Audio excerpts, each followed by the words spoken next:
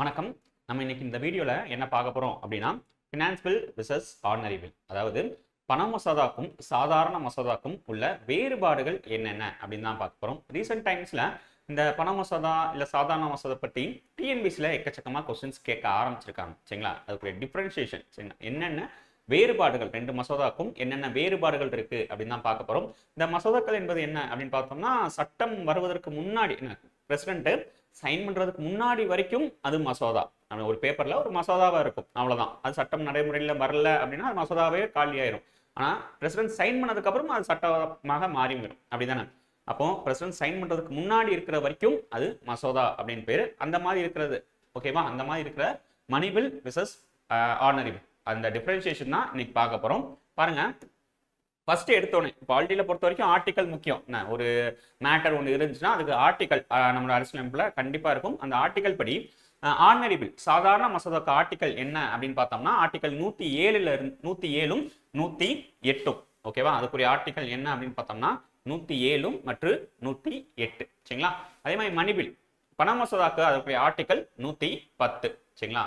சாதாரண மசோதா ஆர்டிகல் 107 மற்றும் 108, பண மசோதாக்கு ஆர்டிகல் 110. சரிங்களா? நெக்ஸ்ட் பாருங்க, பில் டைப். இது என்ன பில்? ஒரு சட்ட மசோதாவா, ஒரு அரசாங்க மசோதாவா, அல்லது ஒரு தனிநபர் மசோதா, பிரைவேட் பில். ஒரு எதிர்கட்சியோட எம்பி கூட என்ன செய்யலாம், ஒரு பில் கொண்டு வரலாம், அது பிரைவேட் பில் அப்படின்னு சொல்லுவாங்க. ஆனா கவர்மெண்டே கொண்டு வந்துச்சுனா, ஒரு அமைச்சர் கொண்டு வந்தா அந்த பில்ல என்ன சொல்லுவாங்க அப்படின்னா ஒரு கவர்மெண்ட் பில், அது ஒரு அரசாங்க மசோதா அப்படின்னு சொல்லுவாங்க. அதுதான் சொல்லியிருக்காங்க. ஆர்டினரி பில் அப்படிங்கிறது பிரைவேட் பில் ஓகேவா. பிரைவேட் பில்லாவும் இருக்கலாம், ஒரு தனிநபர் மசோதாவும் இருக்கலாம். ஒரு எதிர்கட்சி எம்பி கூட ஒரு ஆர்டினரி மசோதா, சாதாரண மசோதா கொண்டு வரலாம், அப்படித்தானே? திருச்சி சிவா அவர்கள் 2014 கொண்டு வந்திருப்பாங்க அந்த மசோதா. என்ன திருநங்கைகள் மசோதா 2014 இருக்கும், அது 2016 நிறைவேற்றுவாங்க. திருச்சி சிவா எதிர்கட்சியா இருக்கும் போது அவங்க தனிநபர் மசோதாவா, ஒரு பிரைவேட் மசோதா ராஜ்யசபால அவங்க கொண்டு வருவாங்க. சரிங்களா? அது மாதிரி தான் பிரைவேட் மசோதா அப்படிங்கிற ஆர்டினரி பில், சாதாரண மசோதா அப்படிங்கிறது பிரைவேட் மசோதாவாகவும் இருக்கலாம், அல்லது ஒரு அமைச்சரும் கொண்டு வரலாம். ஆனா மணி பில் அப்படிங்கிறது கண்டிப்பாக ஒரு அமைச்சர் மட்டும் தான் கொண்டு வரும். சரிங்களா? அது ஒன்லி கவர்மெண்ட் மசோதா, அது ஒரு அரசாங்க மசோதா. சரிங்களா? பண மசோதா அப்படிங்கிறது ஒரு அரசாங்க மசோதா, அது கண்டிப்பாக யார் மட்டும் கொண்டு வரணும்னா அமைச்சர் மட்டும் தான் கொண்டு வர முடியும். Next intro by. யார் இன்ட்ரோ பண்ணுவான், யார் அதை நம்மளுடைய பார்லிமெண்ட்ல யார் அதை அறிமுகப்படுத்துறா அப்படின்னு பார்த்தோம்னா, ஆர்டினரி பில் சாதாரண மசோதா பொறுத்த வரைக்கும் எம்பியா இருக்கலாம், அல்லது ஒரு அமைச்சரா இருக்கலாம், ரெண்டு பேர்ல. சரிங்களா? ஒரு எம்பியா, சாதாரண ஒரு எம்பியாவும் அந்த ஆர்டினரி பில் சாதாரண மசோதா அறிமுகப்படுத்தலாம், அல்லது ஒரு மினிஸ்டர், ஒரு அமைச்சரே கூட சாதாரண மசோதாக அறிமுகப்படுத்தலாம். ஆனா மணி பில்லை பொறுத்த வரைக்கும் மினிஸ்டர் மட்டும் தான் அதை அறிமுகப்படுத்த முடியும். சரிங்களா? அது ஆட்டோமேட்டிக்காவே மினிஸ்டர் அறிமுகப்படுத்தினா ஆட்டோமேட்டிக்காவே என்ன ஆயிடும், அது ஒரு அரசாங்க மசோதாவா ஆயிடும். சரி, அரசாங்க மசோதாவுக்கும் தனிநபர் மசோதாவுக்கும் என்ன டிஃபரன்ஸ் அப்படின்னு பாத்தீங்கன்னா, அரசாங்க மசோதா நிறைவேறல அப்படின்னா அந்த பிரதமர், அந்த ஓவரால் அமைச்சரவே என்ன ஆகும் அப்படின்னா காலி ஆயிரும், ரிசைன்மெண்ட் போயிடணும். சரிங்களா? ஏன்னா அவங்க ஒரு அமைச்சர் கொண்டு வராரு மசோதா, அப்படிங்கும்போது அமைச்சர் அந்த கண்டிப்பா அந்த மசோதாவை நிறைவேற்றியே ஆகணும். சரிங்களா? அப்போ நிறைவேற்றல அப்படிங்கும் போது பெரும்பான்மை இல்லைன்னு தானே அர்த்தம், அந்த பார்லிமெண்ட்ல அந்த கட்சிக்கு பெரும்பான்மை இல்லைன்னு அர்த்தமாயிரும். ஓகேவா?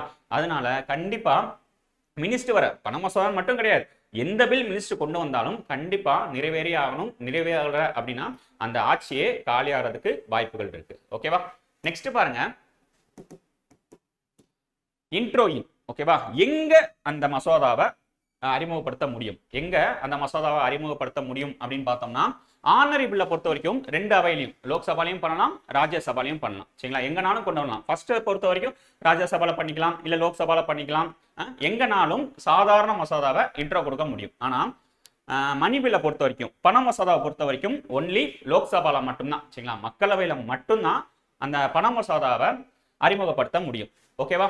சரி, இந்த பண மசோதா பொறுத்த வரைக்கும் லோக்சபா ராஜ்யசபா ரெண்டுல எதுக்கு அதிகாரம் இருக்கு அப்படின்னு பார்த்தோம்னா, கண்டிப்பா ராஜ்யசபாக்கு எந்த அதிகாரமும் இதுல கிடையாது. ஒரு 14 நாள் மட்டும் அதை டிலே பண்ணலாம் ராஜ்யசபா. ஓகேவா? மாநிலங்களவை பொறுத்த வரைக்கும் வெறும் 14 நாள் மட்டும் அதை டிலே பண்ண தான் முடியும். வேற எதுவுமே ஒரு திருத்தமோ இல்ல ரிஜெக்டோ எதுவுமே அவங்களால பண்ண முடியாது. ஆனா ஆர்டினரி பில்லை பொறுத்த வரைக்கும் ராஜ்யசபாக்கு ரெண்டு பேருக்குமே ஈக்குவல் பவர் தான். லோக்சபாக்கும் ராஜ்யசபாக்கும், மக்களவைக்கும் மாநிலவைக்கும் ரெண்டு பேருக்குமே ஈக்குவல் பவர் இருக்கு. சரிங்களா? ஒரு 6 மாசம் வரைக்கும் ராஜ்யசபா என்ன செய்யலாம், அந்த சாதாரண மசோதாவை கையில வச்சுக்கலாம். ஓகேவா? இது இன்ட்ரோ இன். நெக்ஸ்ட் பாருங்க, பிரசிடென்ட்டுக்கு இதுல என்ன அதிகாரம் இருக்கு, ஆர்டினரி பில்லுக்கும் மணி பில்லுக்கும் பிரசிடென்ட்டுக்குரிய அதிகாரங்கள் என்ன அப்படின்னு பார்த்தோம்னா, கண்டிப்பா மணி பில்லை பொறுத்த வரைக்கும் பிரசிடென்ட்டுக்கு ப்ரீ ரெக்கமெண்டேஷன் வேணும். மணி பில் ஒரு அறிமுகப்படுத்த போறோம் அப்படின்னா பிரசிடென்ட்டுடைய ப்ரீ ரெக்கமெண்டேஷன், அதாவது முன் அனுமதி வாங்கணும். ஒரு பண மசோதாவை நாங்க மசோதா கொண்டு வர போறோம், பார்லிமெண்ட்ல ஒரு பண மசோதா கொண்டு வர போறோம் அப்படின்னா பிரசிடென்ட்டுடைய ப்ரீ ரெக்கமெண்டேஷன் அவசியம். அதான் அவங்க சொல்லியிருக்காங்க. மணி பில் பொறுத்த வரைக்கும் நெசசரி, கண்டிப்பா பிரசிடென்ட்டுடைய ப்ரீ ரெக்கமெண்டேஷன் வேணும், முன் அனுமதி வேணும். ஆனா ஆர்டினரி பில்லுக்கு அது தேவையில்லை, டைரக்டாவே அவங்க மசோதா தாக்கல் செய்யலாம். சரிங்களா?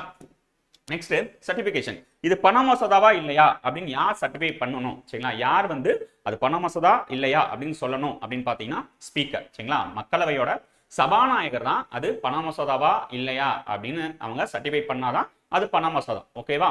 சரி, ஆர்டினரி பில்லுக்கு தேவையில்லை, அது ஆர்டினரி பில்லு தான் அப்படின்னு ஸ்பீக்கர் கொடுக்கணுமா, அந்த அந்த சர்டிபிகேட் கொடுக்கணுமா அப்படின்னு பார்த்தாங்கன்னா தேவையில்லை. சரிங்களா? அது ஆர்டினரி பில்லுக்கு அது தேவையில்லை. ஆனா பண மசோதாக்கு ஸ்பீக்கர் கண்டிப்பா சர்டிஃபை பண்ணுவார், அது பண மசோதா தான். ஓகேவா? நீங்க பிரசிடென்ட் அடுத்து மூவ் பண்ணலாம் அப்படின்னு சொல்லி ஸ்பீக்கர் அதுக்கு சர்டிஃபை பண்ணுவார். சரிங்களா? நெக்ஸ்ட் பாருங்க, ராஜ்யசபா. ஆல்ரெடி சொன்னேன், ராஜ்யசபாவோட அதிகாரம் அப்படின்னு பார்க்கும்போது நார்மல் மசோதா. சரிங்களா? ஒரு சாதாரண மசோதாக்கு 6 மாசம் வரைக்கும் அவங்க என்ன செய்யலாம், கையில வச்சிருக்கலாம், ரிஜெக்ட் கூட பண்ணலாம். சரிங்களா? அதான் என்ன செய்யலாம், ரிஜெக்ட் கூட பண்ணலாம், திருப்பி அனுப்பலாம், எதுனாலும் ராஜ்யசபாக்கு அதிகாரம் இருக்கானா.